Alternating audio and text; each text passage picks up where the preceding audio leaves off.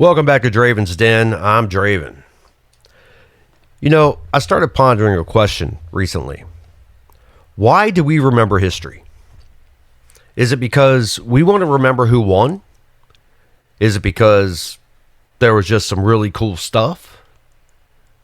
Or is it because we want to learn from it? We want to make sure that we're not making the same mistakes today that they've been making for the last 3,000 years. Sometimes even longer. So I took that idea and I decided to combine my two shows, the Dravin's Den History Podcast and Dravin's Den Open Line. So I hope you enjoy this new combination moving forward and still tune in. There are moments in life when you cross a line. And you know immediately that whatever happens next, you're not going back. Sometimes you chose that line. Sometimes somebody else drew it for you. Sometimes you spent years trying to reach it. And sometimes you wake up one morning and discover it has been built right outside your window. History is full of those moments. The day enslaved people were finally told they belonged to themselves. The morning a hidden door opened in Amsterdam. The instant a city disappeared beneath an atomic flash. The morning a man stepped onto a wire more than a quarter mile above New York City. The day a computer moved onto an ordinary desk. The night barbed wire cut a city in half. The midnight when colonial rule ended for hundreds of millions of people. In the afternoon, someone bent down beside a cold Yukon creek, saw gold, and changed thousands of lives without even knowing it yet. Every one of those moments has something in common. There was a before, and there was an after. A line had been crossed. And tonight, after we travel through those stories, I want to do something a little different. Because history has never really been about dead people and old dates. It's about us. The same fear, the same ambition, the same mistakes, the same hope. We build walls today just as surely as people built them 60 years ago. Ours just don't always come with concrete and guard towers. So tonight, we'll start where we always do, with history. And somewhere along the way, we're going to leave the history books behind for a little while. These are the stories hidden between August 1st and August 16th. And after that, the line is open. Welcome to the Den.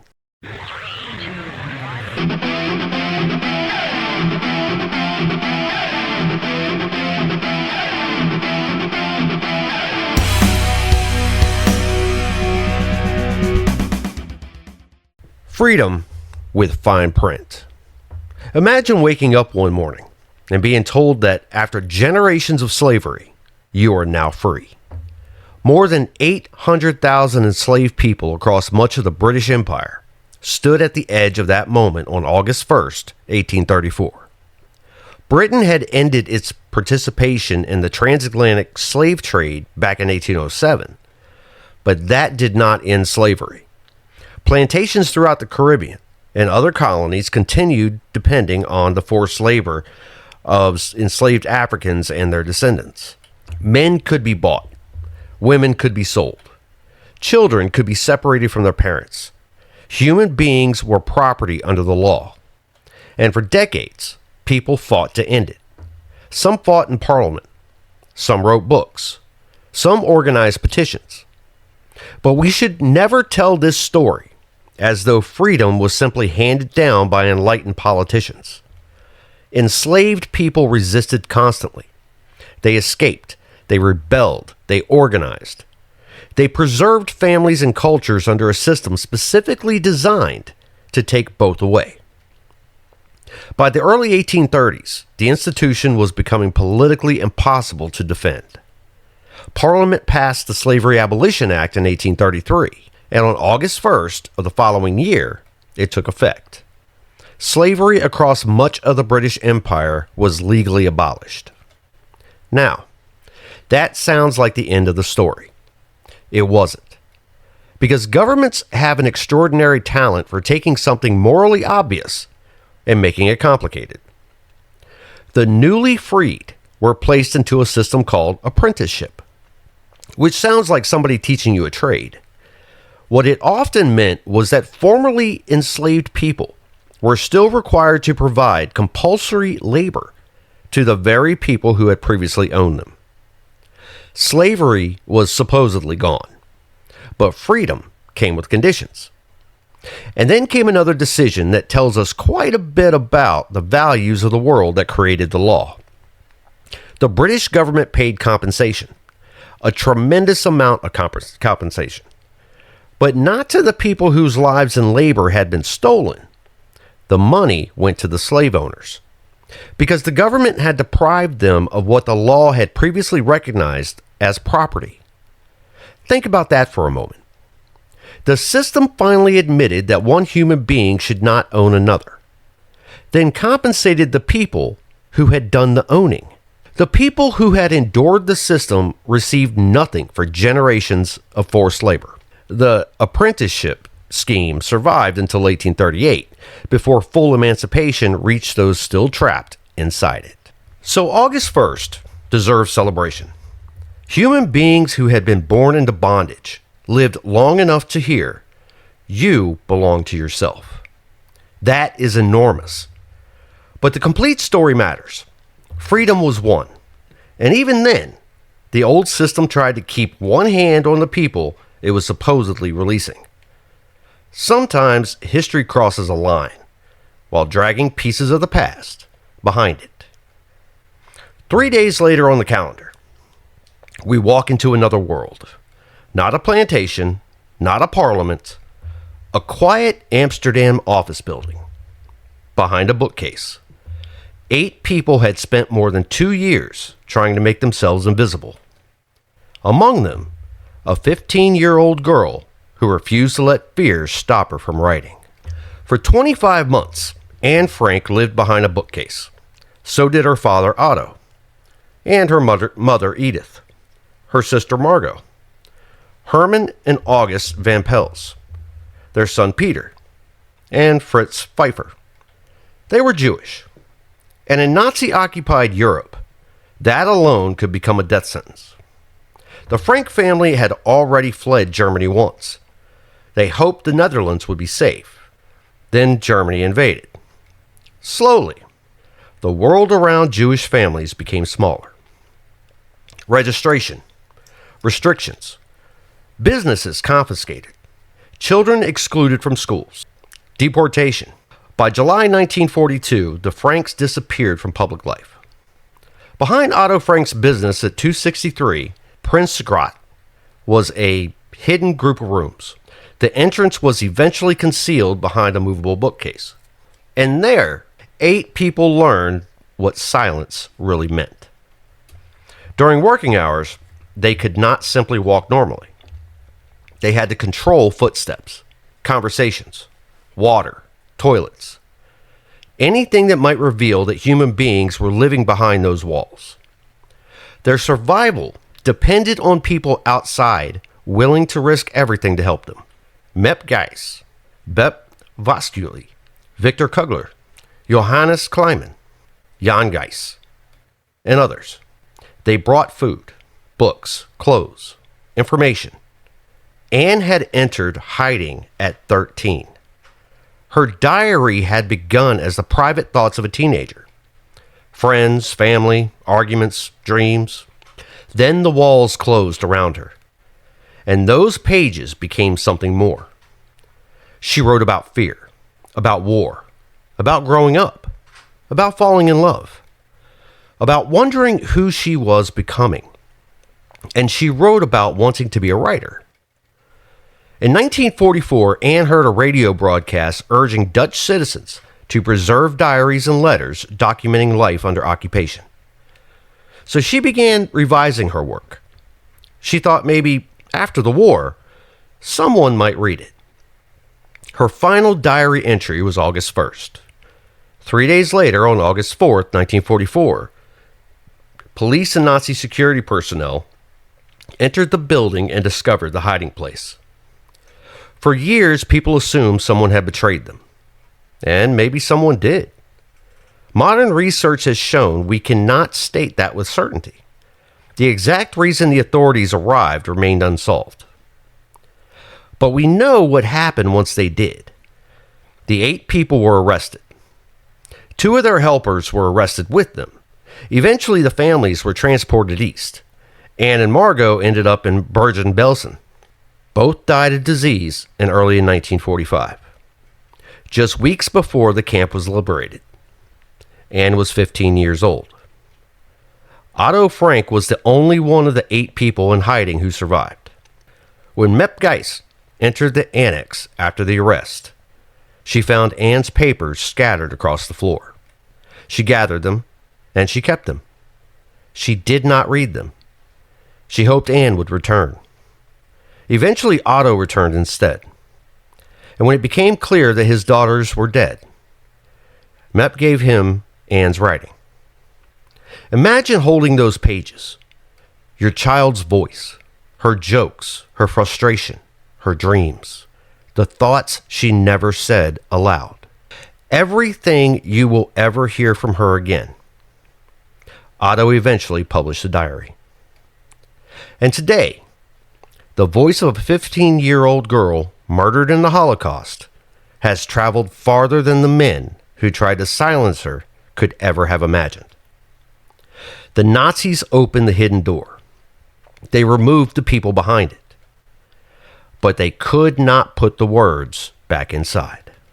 2 days later, we arrive at another door humanity could never close again. Last episode, we stood in the New Mexico desert for the Trinity test. The scientists discovered their weapon worked. On August 6th, the experiment left the desert. 8:15 a.m. Hiroshima. Monday morning. People were beginning their day. Workers headed toward factories. Children were moving through the streets. Families searched for breakfast. Soldiers reported for duty. The city had survived much of the conventional destruction that had devastated other Japanese urban centers. Then, high above them, came a B-29 bomber named the Enola Gay. Inside was a uranium bomb called Little Boy. At 8:15 in the morning, it exploded over Hiroshima. The United States had used an atomic weapon in war for the first time. The flash was almost beyond comprehension. People near the hypocenter died instantly. Buildings collapsed. Wood ignited. Glass became shrapnel. A firestorm spread across the city. Hospitals were destroyed at the exact moment thousands desperately needed doctors. And then came something many survivors could not understand. Radiation. People who appeared relatively unharmed began becoming sick. Hair fell out. Fevers rose. Bleeding started. People died days, weeks, and months later. By the end of 1945, roughly 140,000 people were dead. And this is where telling history becomes difficult. Because this is one of those events where people want a simple answer. Was it necessary? Was it justified? Did it end the war? Would an invasion have killed even more people? Could Japan have been forced to surrender another way? Historians have debated those questions for generations. And we don't need to pretend they have one easy answer. The Pacific War had been horrific. Iwo Jima, Okinawa, kamikaze attacks, mass civilian casualties. American planners feared an invasion of the home islands might kill staggering numbers of Allied soldiers and Japanese civilians. At the same time, Hiroshima was a city filled with human beings, not statistics. People, children, parents, workers. The complexity is the point. History sometimes places us in moments where every option has consequences. and then leaves later generations arguing over which consequences were acceptable. I believe they call that collateral damage. But this much is certain. At 8:14 that morning, no atomic weapon had ever been used against the city. At 8:15, one had. There was no going back. The following day, we go from the horrifying power of modern science to something almost beautifully unnecessary. One Frenchman, one cable, two enormous towers, and nothing underneath him. A walk in the sky. On the morning of August 7th, people in lower Manhattan started looking up. And then they stopped walking. More than 1,300 feet above the streets, a tiny human figure was moving between the twin towers of the World Trade Center. His name was Philippe Petit. He was 24 years old. And apparently at some point in his life, the part of the human brain responsible for saying, maybe we shouldn't do that, had simply resigned. Petit had dreamed about walking between the towers years before they were completed.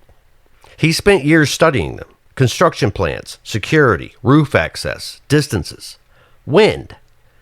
He recruited accomplices, created disguises, smuggled equipment into the buildings, and eventually his group managed to stretch a steel cable 131 feet between the two towers, 1,350 feet above the ground. Then Petit stepped onto it.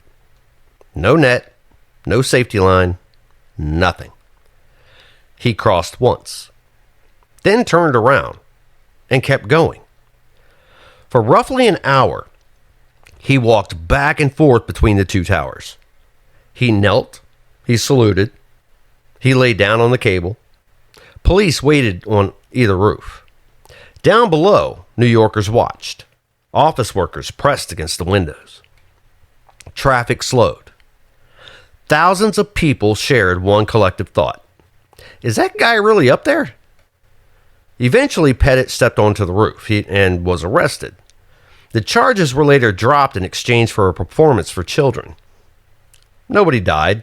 Nothing was destroyed. For one morning, New York simply looked up.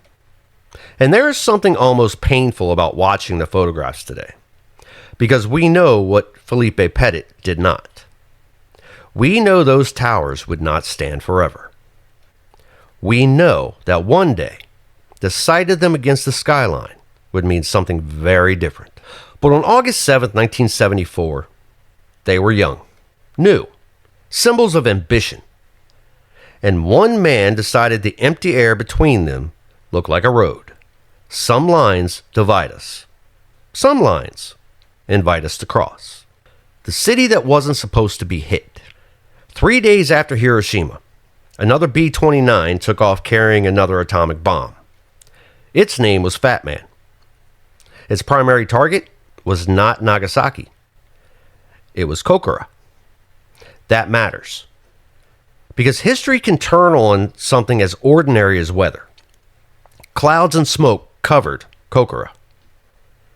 The bomber made repeated approaches. The crew could not obtain the visibility they needed. Fuel was running low. So the aircraft left. It headed toward the secondary target, Nagasaki. A break appeared in the clouds. And at 11:02 in the morning on August 9th, the bomb exploded over the city. Tens of thousands died. Entire neighborhoods were destroyed. The hills around the city limited some of the blast. An accident in the geography that saved lives, but not enough. At nearly the same time, the Soviet Union entered the war against Japan and attacked Japanese forces in Manchuria. Within days, Japan decided to surrender. Again, historians continue debating precisely how much each event influenced that decision. Hiroshima, the Soviet offense, Nagasaki, the destruction of Japanese military power, the possibility of invasion. History rarely gives us one cause, But it happened next. But what happened next was unmistakable. World War II was ending. The nuclear age was not. Hiroshima and Nagasaki remained the only cities ever attacked with nuclear weapons in war. That statement has remained true for more than 80 years. Let us hope it remains true forever. 3 days later, another revolution appeared. No blast, no mushroom cloud, no war, just a beige box sitting on a desk. When the computer became personal. There was a time when most people never touched a computer. Computers belonged to governments, universities, large corporations. They lived inside special rooms. People came to them. Then small computers began appearing. Apple, Commodore, Radio Shack. Hobbyists understood something was changing. IBM understood something too. They were in danger of watching the revolution happen without them.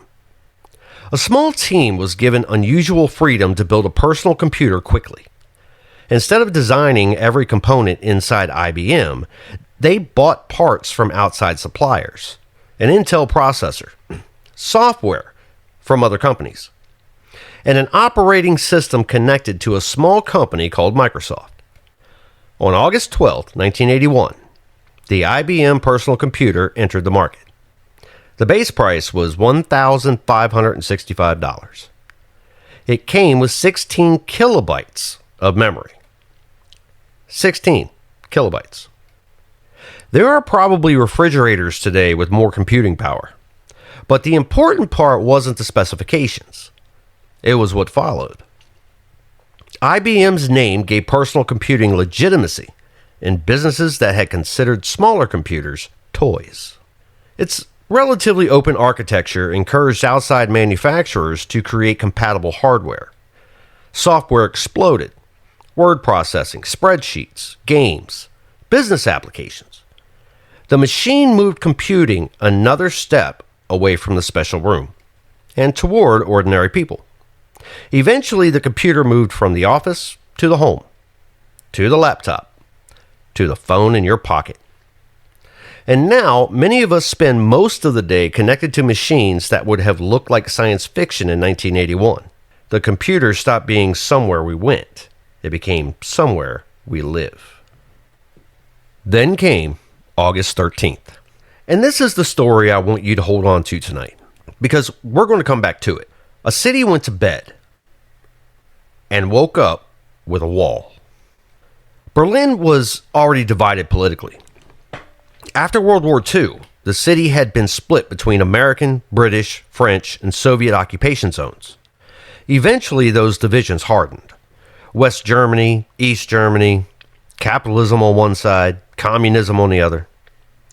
But Berlin had a problem from the East German government's point of view. People kept leaving. Millions of East Germans had escaped through Berlin into the West. Doctors, teachers, engineers, young workers, families. The government was losing exactly the people it needed to build the country it claimed to represent. So on the night of August 12th into August 13th, workers entered the streets. Barbed wire unrolled through neighborhoods. Roads were blocked. Train lines were cut. Soldiers took positions. Berliners woke Sunday morning to find their city divided by a physical barrier. Imagine that. Your mother lives three streets away. Yesterday, you could walk to see her. Today, those 3 streets might as well be another continent. At first, it wasn't the concrete wall we remember. It was wire, barricades, armed guards. Then it grew. Concrete, guard towers, searchlights, dogs, vehicle barriers. A strip of open ground designed to make escape nearly impossible. The East German government called it protection. But if a wall needs armed guards to stop people from leaving, you begin to understand who the wall was really protecting. People tried anyway. They dug tunnels. They hid inside cars. They jumped from windows. They swam. One family built a homemade balloon. Some succeeded, others died. For 28 years, the Berlin Wall became a physical monument to division. Then, November 1989. A confused government announcement. Crowds arrived at checkpoints. Thousands demanded passage. Border guards had no clear instructions for how to handle them. Eventually, the gates opened. People walked through. Then they climbed onto the wall. They danced on top of it. They hit it with hammers. They pulled pieces away. A structure built because a government believed people had to be controlled. Collapsed because eventually too many people stopped accepting the control. Walls can be incredibly strong until the people on either side decide they're done with them. Keep that thought. We'll come back to it. Freedom at midnight. 2 days later in our journey, another empire loosened its grip. India had spent generations under British rule, but resistance had grown through countless movements. Organizations, leaders, workers, students, revolutionaries, soldiers, and ordinary people even. Mahatma Gandhi became the most internationally famous symbol of nonviolent resistance. But India's struggle belongs to far more than one man. Jawaharlal Nehru, B.R. Ambedkar, Sardar Patel, Subhas Chandra Bose, Muhammad Ali Jinnah, and millions whose names never entered textbooks, and probably were pronounced completely differently than what I just did, but bear with me. By the end of World War II, Britain was exhausted. Independence was coming. But independence arrived beside partition. British India was divided. Pakistan became independent on August 14th. India became independent on August 15th, 1947. At midnight, Jawaharlal Nehru. Yeah. Sorry, guy. Yeah. Anyways, he addressed the new nation. Crowds celebrated. The British Empire's rule ended. India began the extraordinary task of people a democratic state on a scale humanity had rarely attempted. But alongside the celebration, families were running for their lives. New borders placed Hindus, Muslims, and Sikhs on sides of the partition where many suddenly felt unsafe. Millions moved. Violence followed. Trains became symbols of both escape and massacre. Entire communities were uprooted. Hundreds of thousands died, maybe more. That is what makes August 15th such a powerful historical date. Joy and grief existed as one. Freedom arrived, but not cleanly. History almost never arrives cleanly. Our final history story tonight begins beside a creek in the Yukon. Gold prospectors already knew the region contained gold. Men had searched for years. Then, on August 16, 1896, Kesh, better known as Skookum Jim Mason, and his companions found a rich deposit on what would become known as Bonanza Creek.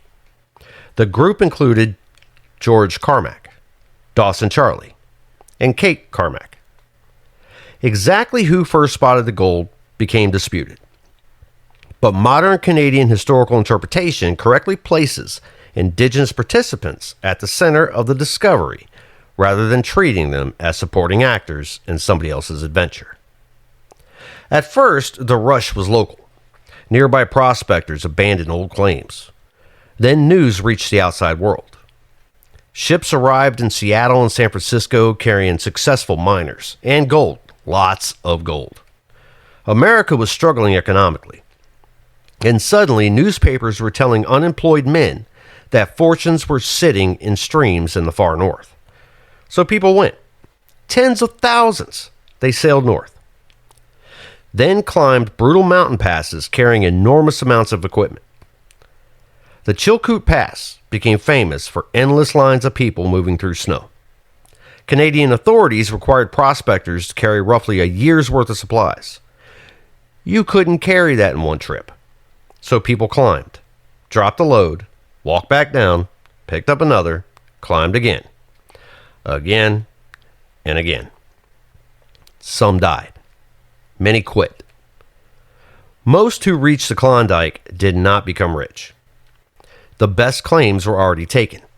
And like almost every gold rush, the people making the most reliable money often sold food. Boots, shovels, rooms, transportation, and alcohol. But thousands went anyway. Why? Because somebody had found gold. And once people believed something better might be waiting just over the next mountain, good luck convincing them to stay where they are. And that brings us to August 16th. History books closed. At least for tonight. We began with people crossing from slavery towards freedom. We watched a hidden door open. We crossed into the nuclear age. Watched a man step onto a wire. Saw computers move onto our desks. Watched a colony become a nation. And followed thousands of people toward the Yukon because they believed something better might be waiting for them. But there's one story I keep coming back to. Berlin. Not because it was the biggest event tonight. Not because it involved the most people. But because I think most of us understand walls. Maybe not concrete walls. Maybe not barbed wire. But walls. The kind we build after somebody hurts us. The kind we build after love goes wrong. The kind we build when we decide nobody will ever make us feel that stupid again. The kind we build when somebody leaves. And we tell ourselves we didn't need them anyway. The kind we slowly build. One bad experience. One disappointment. One betrayal. One loss at a time. And eventually, we look around and the wall worked. Nobody can hurt us. It's just one problem, though. Nobody can reach us either. So, the history books can close for tonight. The line is open. You know what's strange? Nobody wakes up one morning and decides, I think I'm going to emotionally isolate myself from everyone I care about. It doesn't happen like that.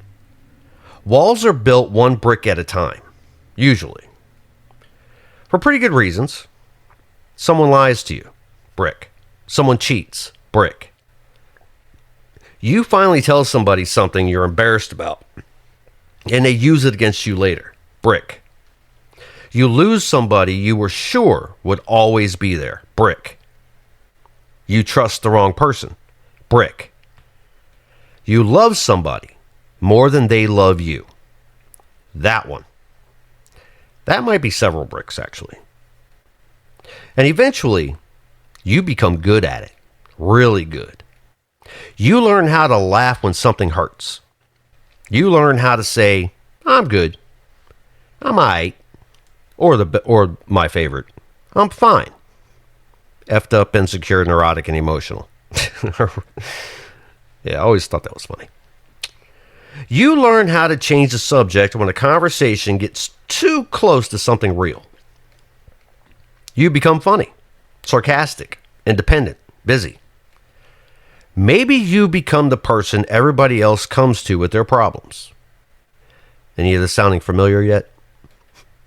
Because helping them means nobody has time to ask about yours. And everybody thinks you're strong. Maybe you are. Maybe sometimes strength and isolation look almost identical from the outside. I think a lot of us confuse them, especially as we get older. Because after a certain number of years, you collect evidence. Evidence that people leave. Evidence that promises get broken. Evidence that love sometimes hurts. Evidence that being vulnerable gives somebody the ability to wound you. And the logical conclusion becomes, don't give them the opportunity. Build the wall higher. You know, the Berlin Wall wasn't built because East Germany felt strong. It was built because the government was afraid. People were leaving. So the response was, stop them. Control the exits. Put up barriers. That's what fear does. Fear loves control. Think about that in our own lives. When we've been hurt, we start trying to control outcomes. I'm not going to call first. I'm not going to say how I feel until they do. I'm not going to let myself care too much. I'm not going to get 1 foot out the door. Or I'm going to keep 1 foot out the door. Sorry. I'm going to expect disappointment. Because if I expect it, maybe it won't hurt as much when it arrives. We call that protecting ourselves. And sometimes it is. Boundaries are healthy. Not everyone deserves access to you. Some people should absolutely remain on the other side of the fence. But a boundary has a gate. A wall doesn't. There's a difference. A boundary says, you can come this far if you treat me with respect. A wall says, nobody gets in. One protects your life. The other eventually shrinks it. And I think if we're being really truthful with ourselves, sometimes we don't even know the wall is there anymore. You built it so long ago that it becomes part of the landscape. You tell yourself, that's just who I am. I don't talk about feelings. I don't trust people. I'm better alone. I don't need anybody. Maybe. Maybe that really is who you are. But maybe that's who you had to become at one point in your life to survive something. And those are not always the same thing. There are versions of ourselves that save us, but we're never meant to become permanent.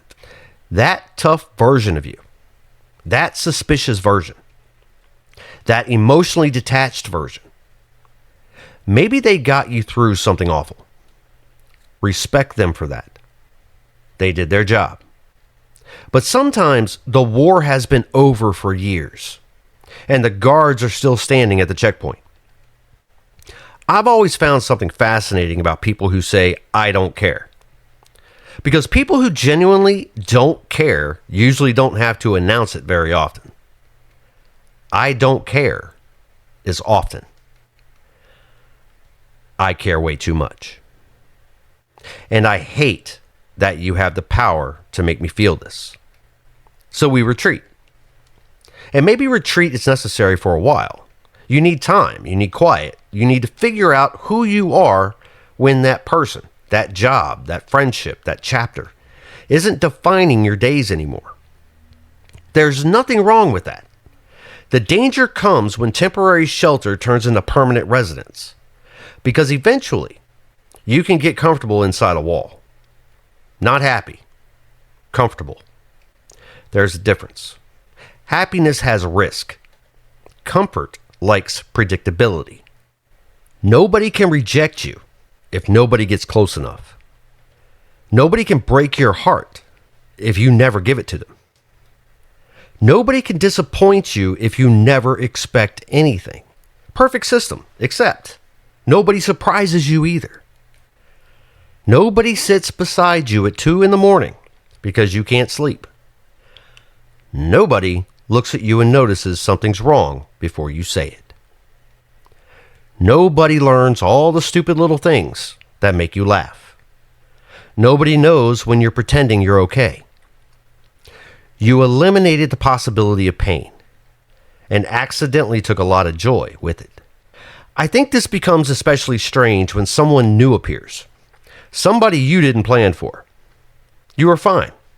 You had your routines. You knew where everything was. Emotionally. All the furniture was exactly where you left it. Then this person shows up.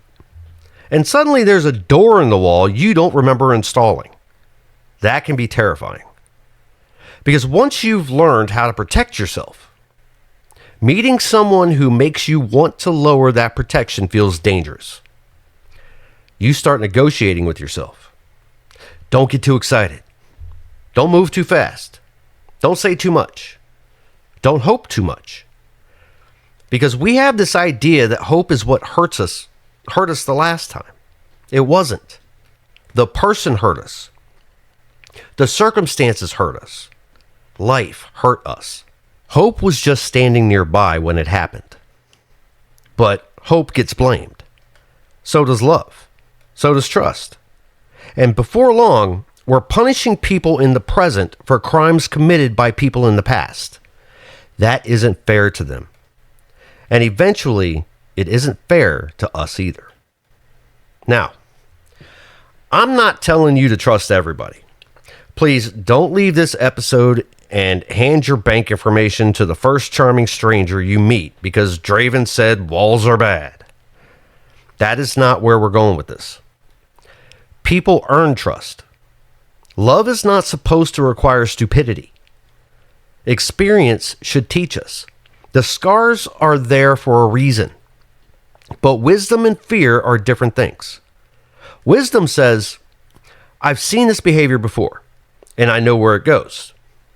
Fear says, this person reminds me that somebody once hurt me, so I'm leaving before I find out who they actually are. Wisdom matches. Wisdom watches. Fear assumes. Wisdom creates boundaries. Fear builds walls. And sometimes figuring out which one is talking is hard. I also think some of the hardest walls exist between people who actually love each other. Family, old friends, couples. You know, I want to back up a little bit to what I said about fear builds walls, and sometimes figuring out which one is talking is hard. Because that reminds me of that story. It was a Native American story where it was a life lesson. And I don't remember the build up to it, but I remember what it said at the end. It said, do you feed... How did it go? There was 2 hungry wolves. One was happiness, one was sadness, or something to that nature. But the moral of the story was, the one that grows, the one that survives, is the one that you feed. So, when you've got 2 wolves named fear and wisdom, the one that succeeds, the one that carries you, the one that you carry forward, is the one that you feed. Anyhow, I'm pretty sure some of you guys already got that reference, and obviously I don't remember the whole thing, but that was the point. The one that you carry forward is the one that you feed. So, 2 people can care deeply about one another and still spend years standing on opposite sides of something neither remembers building. One disagreement becomes another. Nobody apologizes because, well, they didn't apologize either. Then enough time passes that apologizing feels awkward. Pride moves on. Pride moves in. Pride is great at maintaining walls. It whispers, if you call first, they win. Think about how ridiculous that is. If you love somebody, what exactly are we trying to win? The right to miss them longer? Congratulations, you won. You haven't spoken to your brother in 6 years. Fantastic victory. You showed him. Meanwhile, 6 Christmases happened. Birthdays. People got older. Somebody's hair turned gray. Kids grew up. Life kept moving. And neither person got that time back. That's the thing about walls. They don't stop time. Maybe that's why those images from Berlin in November 1989 are so powerful. People weren't standing politely at the wall waiting for someone to schedule demolition. They climbed it, hit it with hammers, pulled pieces away. Strangers helped strangers get on top. People from opposite sides hugged, because by then, the wall had existed so long that there were adults who barely remembered a city without it. And suddenly, there was a hole, then another, then another. Most walls don't disappear in one dramatic night. Ours usually don't. Maybe you remove 1 brick. You tell somebody, I actually miss you. That's a brick. I was hurt. Another. I'm scared this isn't going to work. Another. I need help. That can be a big one. I love you. Sometimes that might be the hardest brick of all. Not because the words are complicated, because once they're outside, you cannot completely control what happens next. That is vulnerability. And maybe vulnerability isn't weakness. Maybe it's simply opening a gate without knowing whether somebody will walk through carefully. There's another kind of wall we build too. The one between who we were and who we are now.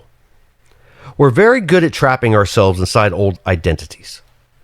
Maybe you made mistakes. Maybe serious ones. Maybe people remember you for something you wish you could undo. Maybe you remember yourself that way. And somewhere along the way, you decide that chapter is the entire book. People can be merciless about somebody else's past. But sometimes nobody is more merciless than the person staring back in the mirror. So you build a wall. On one side, the person you were. On the other, the person you're trying to become. And instead of crossing, you stand at the wall explaining why you don't deserve to. But here's the thing. History is full of before and after. We spent the first half of tonight talking about it. There are moments after which the old world no longer exists. Sometimes that's terrible. Sometimes that is exactly what we need. Maybe there should be no going back. Maybe the goal isn't to return to who you were before life happened. Maybe the goal is to take what happened, learn from it, and become someone who could only exist because you survived it. That doesn't make the pain good. It doesn't make the mistake okay.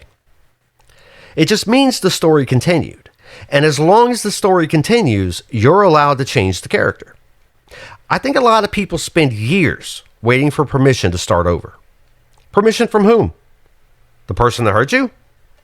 The person who judged you? Your younger self? You're never going to get unanimous approval. Life is not a committee meeting.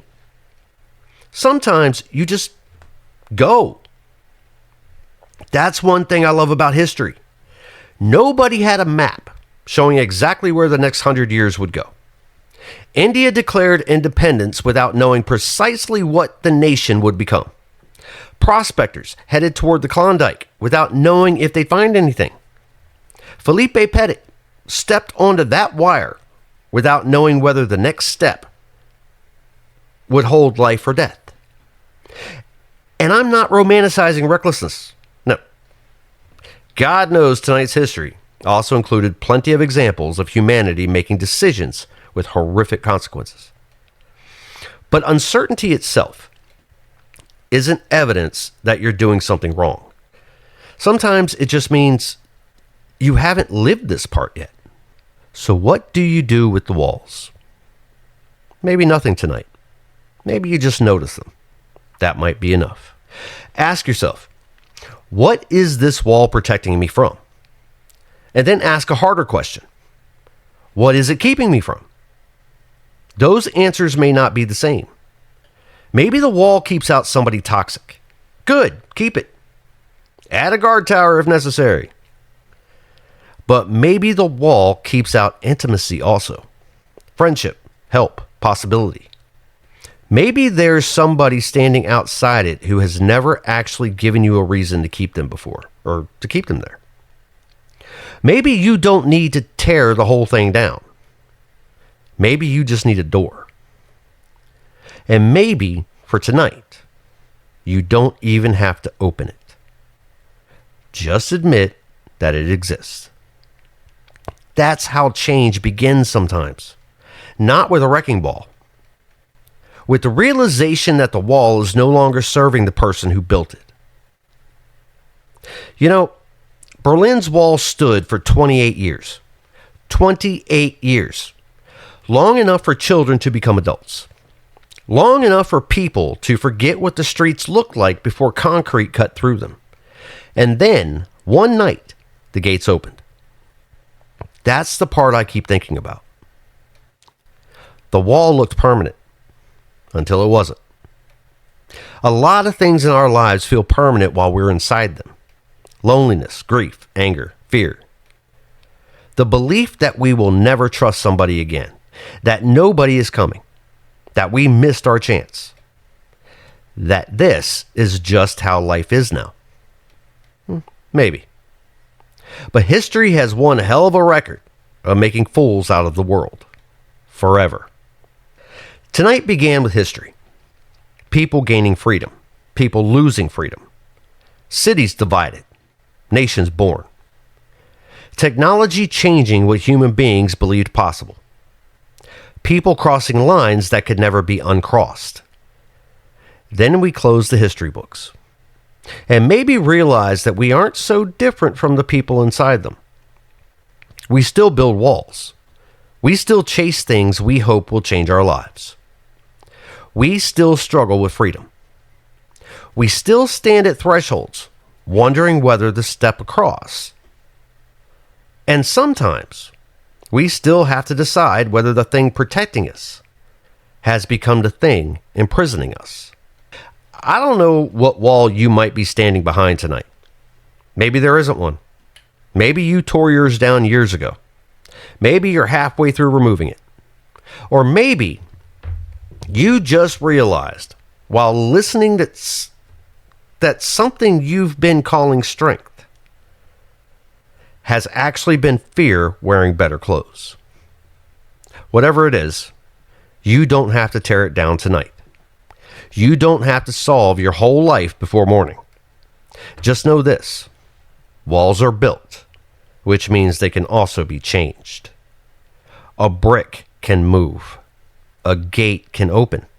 A person can cross. And sometimes, there really is no going back. Maybe that isn't always something to be afraid of, though. Maybe sometimes that's the point. Thank you for spending part of your night here with me. I'm Dravin. This has been Dravin's Den. And tonight, the line was open. Until next time, keep looking for the stories hidden between the dates. And don't forget, you're still writing yours. Good night.